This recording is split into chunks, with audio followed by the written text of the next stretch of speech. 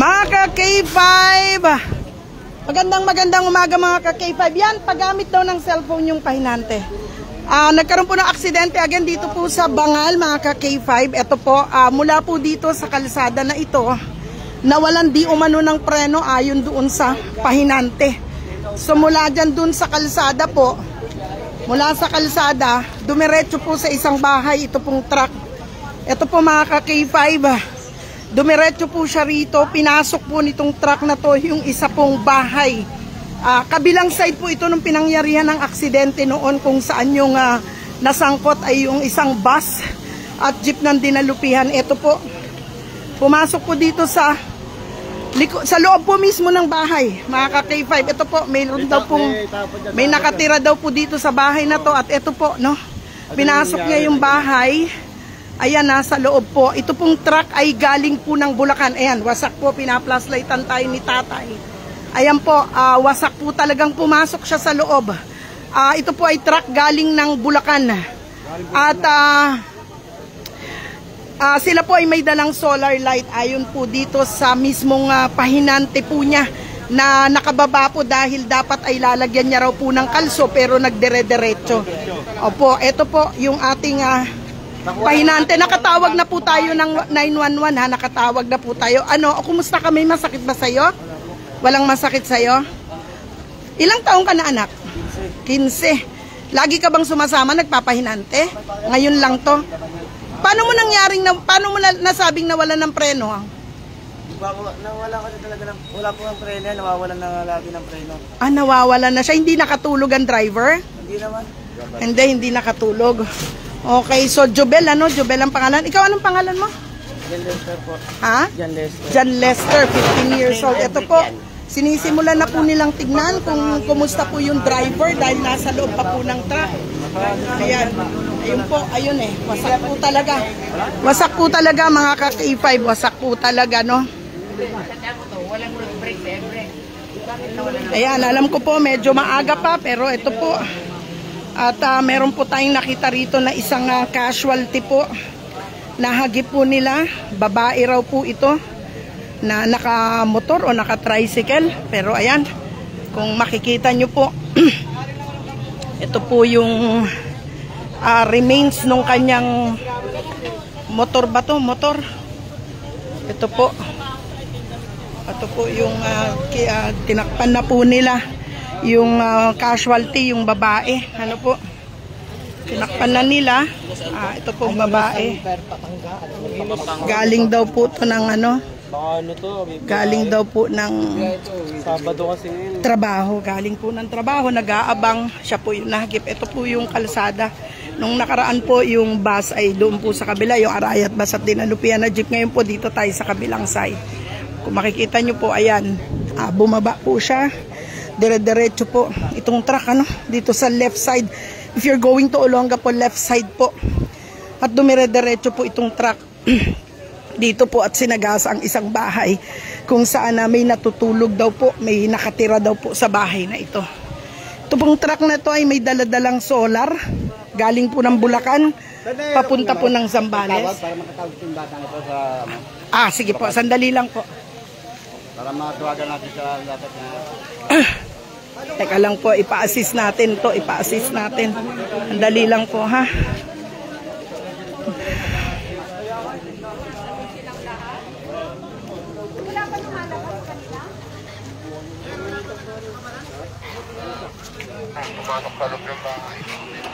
Meron na pong sumagot, tumawag na tayo sa 911, nagtawag na po ng Bataan.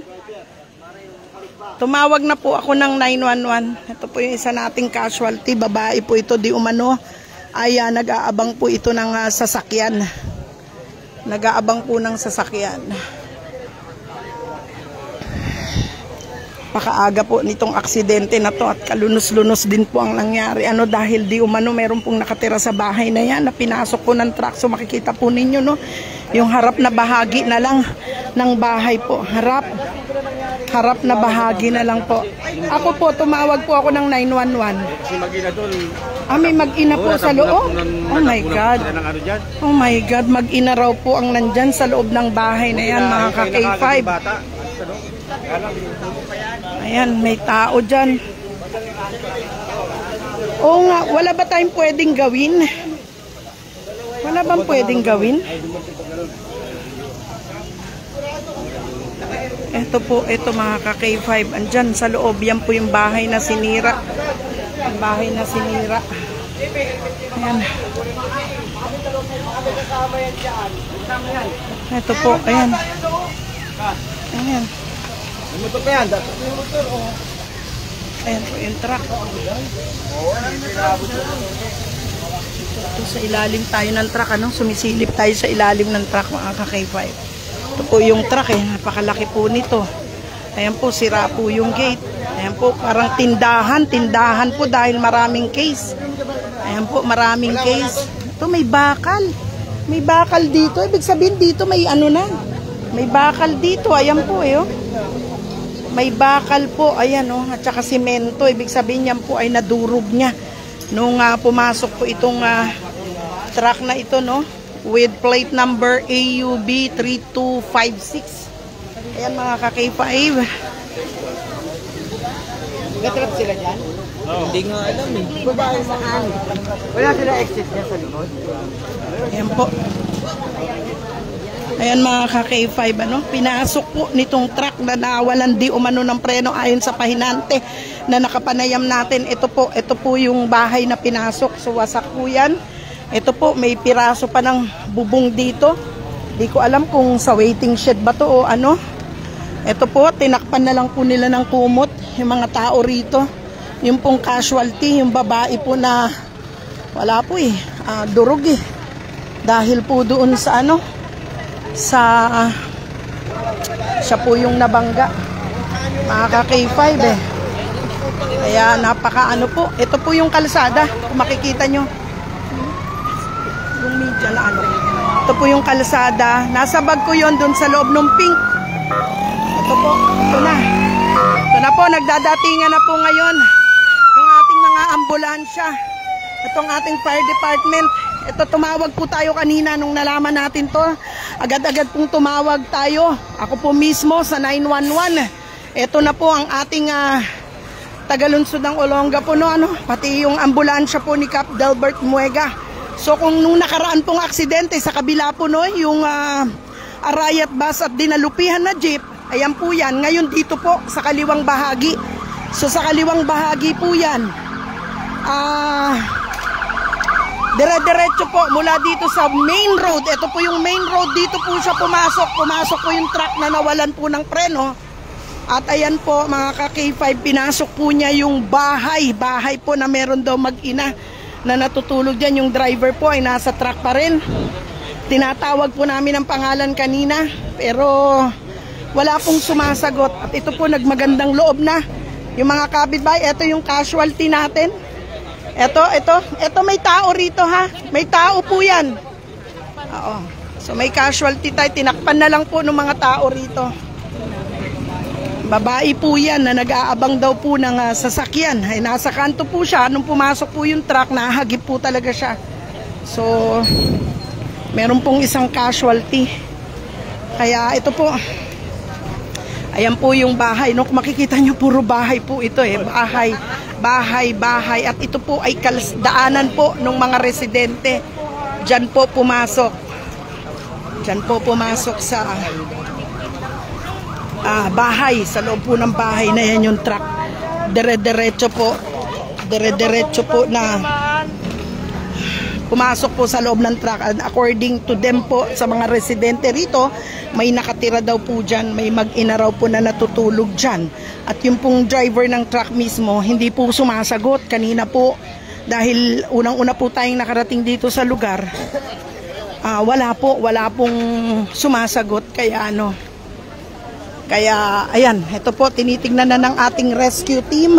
Sa ngayon, dumating po rito kung paano po, no? Dahil walang madaanan eh. Wala pong madadaanan. Parang nagkasya po yung truck sa loob po ng isang bahay. Yun po yung eto. Ayan mga ka-K5.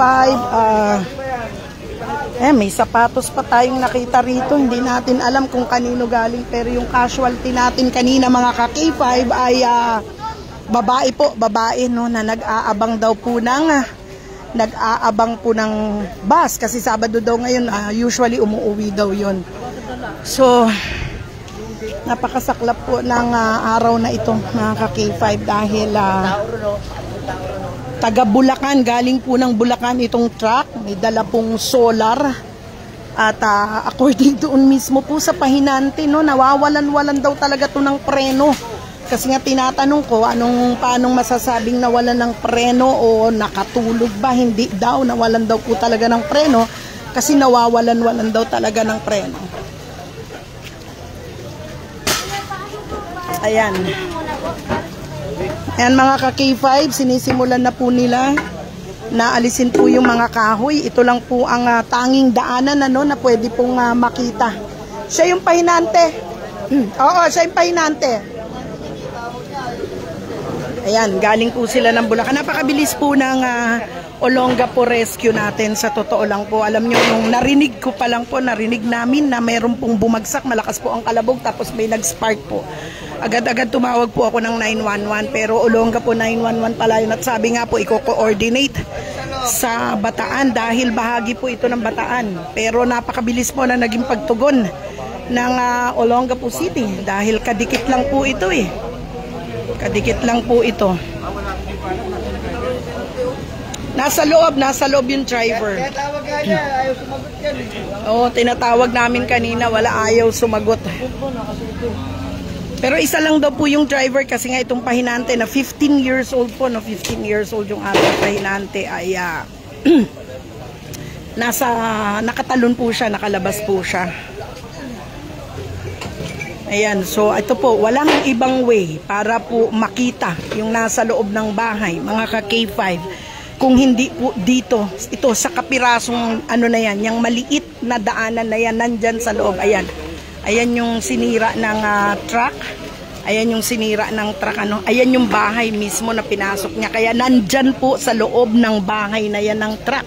So meron daw, according dun sa mga nakatira dito, meron daw pong mag-ina na natutulog nakatira po dyan. Kaya, kaya mga ka-K5, ayan. So nung narinig po agad, kasi eksakto po nasa taas kami, dahil po iniantay naman namin yung truck at bibiyahe rin naman kami ngayon. Kaya po talagang immediately pagkalaglag nung truck, talaga pong narinig namin, agad-agad po kaming tumawag sa 911. Pagbilis naman po ang pagtugon. At dahil unang-una po tayong nakarating dito, nakapanayam natin yung pahinante na di umano nawawalan-walan daw po talaga ng preno yung truck at solar daw po ang laman yan at galing po sila ng Bulacan, patungo po sila ng Zambales.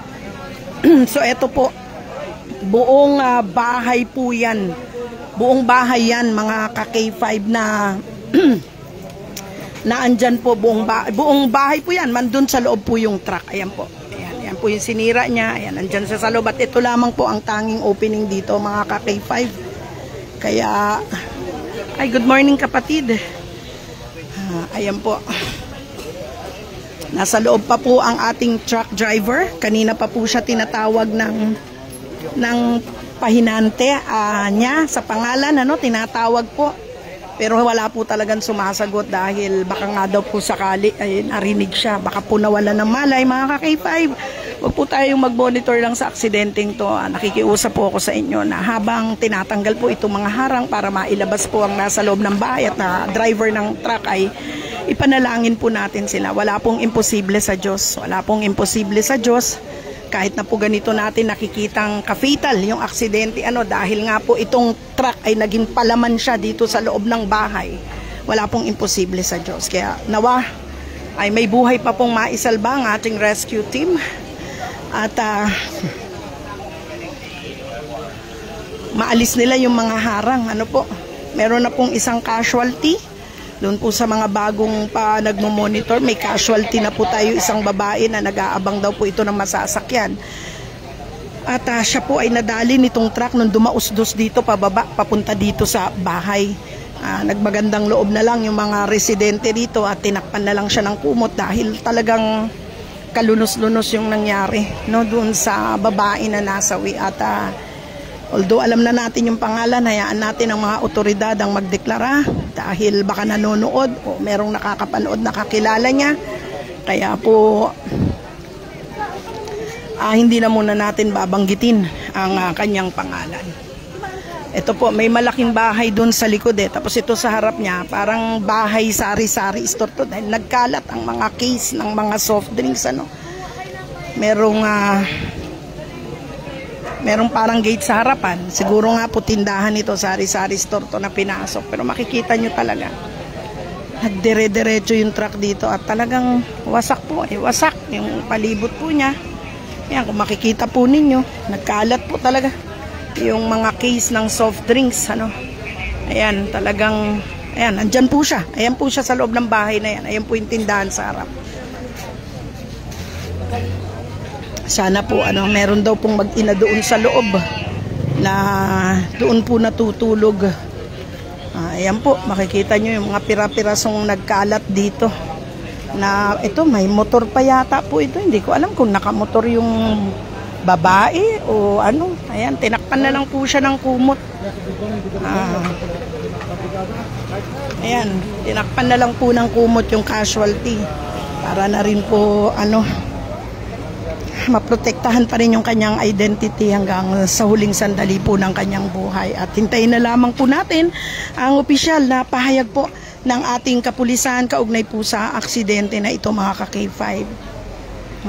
Maaga nangyari to, siguro po mga 30 minutes ago noong nakita natin, narinig yung malakas na paglagabog. Nandun lang po kami sa may bandang itaas kasi lampas lamang po ito ng Anrakels, mga ka-K5. So ayan, naghahanap sila ng way, ng paraan paano nila mapapasok ito. Ito po, kaya ginaguide po sila ng ilang mga residente rito. Kasi pag tinignan mo, parang ito po yan nakadikit po dun sa ano. Ito po yung likurang bahagi, ano. Ito dito. Ayan. Ayan po. Ayan, makikita. Ayun, makikita nyo po may pinto. Ayun, may pinto pala doon, ano. Ayun nga, pinasok. Ayan, may pintuan doon. So, ayan po, ayan lang ang dadaanan ng ating rescue para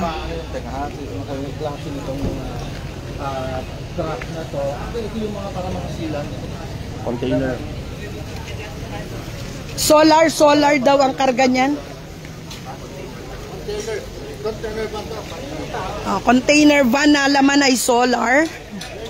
Solar daw po ang laman yan, i-deliver po ng Zambales mula po yan sa Bulacan according po doon sa ating pahinante na nanginginig kanina, ano. Bata pa yung kanyang pahinante.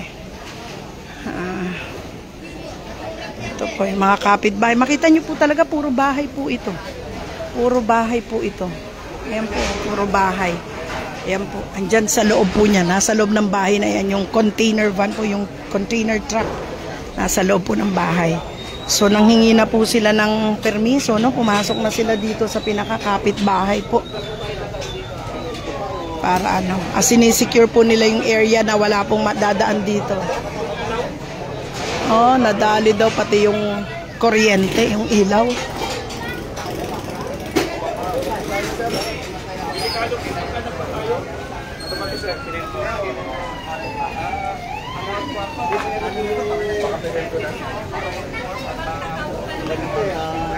May live wire, may ano, kaya hindi delikado.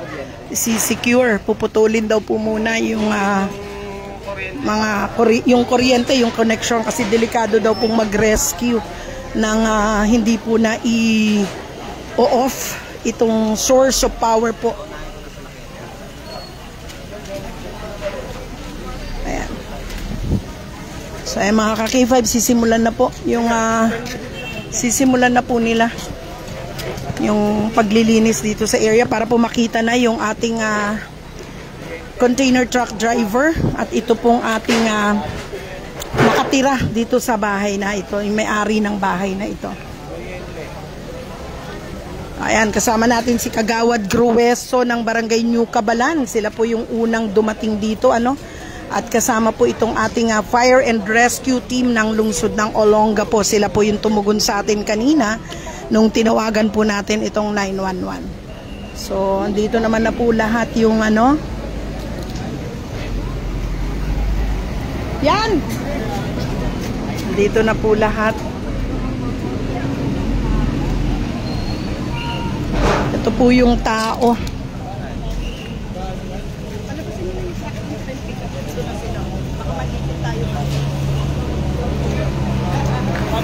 Ayan. Papunta rin po kasi kami, pabiyahe po kami. Ay, pabiyahe po kami ngayon at susunduin ko ang aking mga anak. Kaya lang nga po, tawag ng tungkulin. Kaya po andito tayo para i-cover po itong nangyaring magandang umaga po. Itong nangyaring aksidente. Ito po yung ating casualty. Instant po ito pagkabangga po sa kanya, no? Binawian po agad ng buhay. Isa po itong babae. Ayan po yung kanyang bag na dala-dala na nagkalat po dyan at nagbagandang loob na lang po yung ilang residente rito na siya po ay takpan ng kumot. Ayan, dito tayo sa may taas.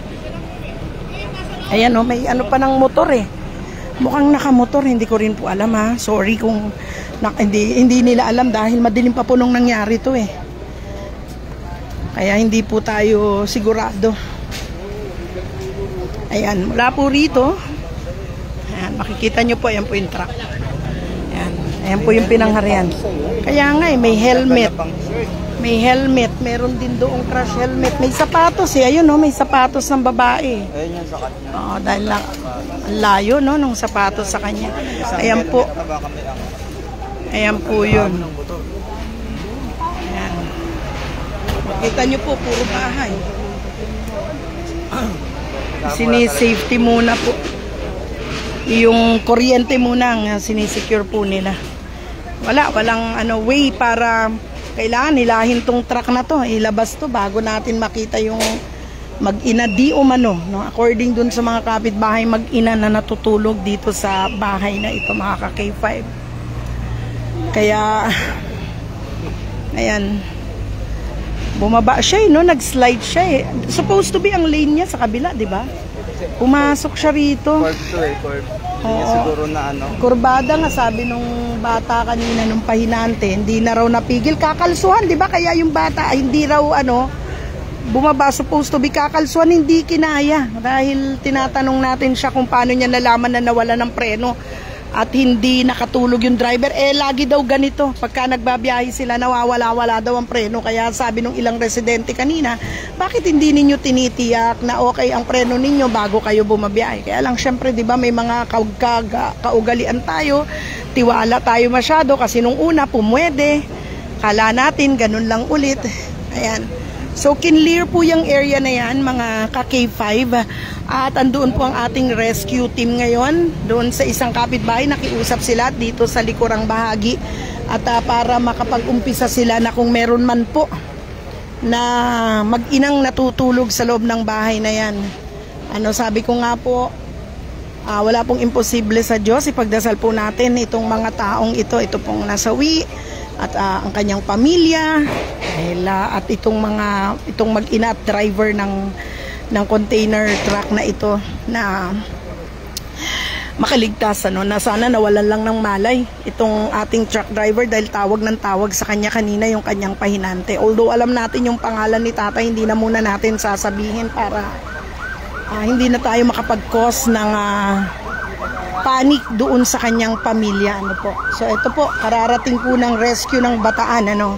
Pero ito po, andito na lahat. Ito pong rescue ng lungsod ng Olonga po, fire department niya, OTMPS, ang mga ambulansya po ng Olonga po, fire rescue. Nandito na po lahat sila. At ito po ngayon, kararating po ng dinalupihan. Pero pulis yung dumating. Ala silang rescue team. Ito po, kapulisan po ang dumating. Ayan, pulis po ng dinalupihan ang dumating dito sa area. Ito po ang dumating. Kararating lamang po itong ating ito. Ito po ang dumating mula po sa Bataan. Pero lahat po rito, no, lahat po fire truck, ambulansya ay galing po ng lungsod ng Olonga po. UTMPS andito na rin. Ayan, ang ating mga ambulansya na nakahanda na. Ayan po, mga ka-K5. Ito po. Ayan, kita nyo po, ito po yung bahay, no? Ayan, nakatira dito. Ayan po. Ayan po, mga ka-K5. Medyo nasa taas na yung mga tao kasi pinaalis po doon sa area kung saan po igagawin ng rescue. Ito, naku, meron pa palang ano to. Ayan, ayan po sila, mga ka-K5. Ito po, ayun po yung truck. Naging palaman po siya, no, dyan sa loob ng bahay. Ala ka pong madadaanan, mga ka-K5. So, tindahan po itong harap. Kaya po siguro ganun karami yung mga case ng soft drinks, ano, na nadaanan po nitong truck. Ito po yung ating kakalsadahan. So, ito yung ating kakalsadahan. At ito po ay kurbada. Ito po, makikita ninyo yan. Kurbada po yan. Nawalan po ng preno. Kahit po nandun siya sa kabilang lane dapat. Kasi going to Zambales siya, no? From Bulacan siya going to Zambales. So, makikita po ninyo, pinasok niya po ito. Yung way po ng papunta naman ng Manila. At, ayan po, dumire-derecho siya. Dumire-derecho siya dito. Ayan, no? Diyan siya pumasok. Yan. At ayan po yung ating casualty. Isang babae po yan. Ayan. Dito po siya pumasok, oh, mga ka-K5, nung nawalan siya ng preno. Tapos ayun po, oh, tinumbok po niya. Yung pong bahay na yun. Ayun po, tinumbok niya. Doon po siya nasa laksak, no? Yung sa bahay na yun. Na meron daw pong mag-ina na nakatira. Ito po yung kanyang tinamaan. Isa pong babae ito. Na dead on the spot po talaga dahil isa po tayo sa unang-unang pumunta rito. Pagkarinig po natin, no, na meron pong malakas na tunog. Nakita po natin na merong truck na nalaglag dito po sa kaliwang bahagi. If you're going down to Olonga po, nasa left side po siya. Agad po tayong tumawag sa 911 bago pa po ako makarating dito mula dun sa aking kinatatayuan sa harap ng Anrakels. Tumawag na po agad ako ng 911 at sinabi ko nga po na mayroong aksidente rito. At pagdating ko nga po tumambad sa akin, ito pong babaeng ito na nasa gilid ng kalsada at wala na po talagang buhay. Hindi po maganda ang itsura dahil marahil medyo may kalakihan po yung truck. Kaya ayan po, may isang residente ritong nagmagandang loob na lang na siya po ay takpan ng kumot. Pero ano po yan, sobrang hindi po talaga maganda yung itsura. Talaga pong on the spot po binawian ang buhay. Nandito po tayo kanina. Hindi po tayo doktor pero talaga pong kung makikita nyo po yung itsura kanina ay masasabi po na wala ng buhay. Kaya tinalukbungan na rin po siya noong mga residente at noong mga barangay na immediately po ay naandito. So, ayan po mga ka-K5 yung truck. Well, nagdadatingan na yung mga rescue team dito. Kinordonan na rin ang area. Kailangan mo nang i-secure yung mga kawad ng kuryente na nadali rin. Merong naputol. Sabi ko nga, napakalayo ng pinagkatapunan ng sapatos mula doon sa babae, no? Ayun yung kanyang piece of shoes, ano? Ito po lahat yan. So, puro po bahay yan. Ayan, mag-ina raw po talaga yung naandito, nakatira sa bahay na ito, no? Mag-ina po. May driver ho ba dito ng truck? Dito yung driver ng truck? Andyan, andyan. Nasa loob po. Erika, di ko matawagan. Ang masakit, kung pang-araw si Erika, natutulog pa. Hindi man. Yung batang maliit na dilaw yun. Wala natutulog talaga pag umuulan. Andyan yung pahinante. Ayun na yung bata pa. Ayun, yung nakadilaw na t-shirt.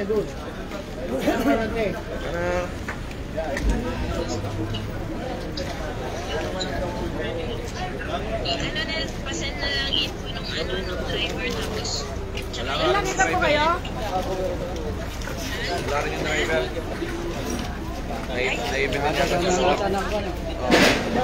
Opo, nasa loob pa yung driver. Ito po, yung ano, yung pahinante. Ayan. Kasama po siya ng rescue team. At siya po yung nakapanayam natin kanina na sinabi po niyang nawala ng preno. Sabi ko po sa kanya, gaano ka kasigurado na nawala ng preno yung truck. Lagi naman daw pong gano'n, nawawala-wala daw po talaga yung preno. Kasi inaano ko, baka po madaling araw, pagod, baka ako nakatulog. Pero hindi po, sabi niya po talagang nawala ng preno. Ito po, yung bata.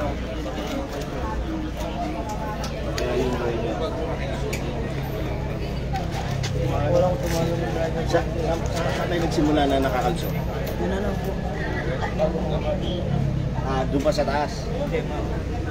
O nakababa na kayo?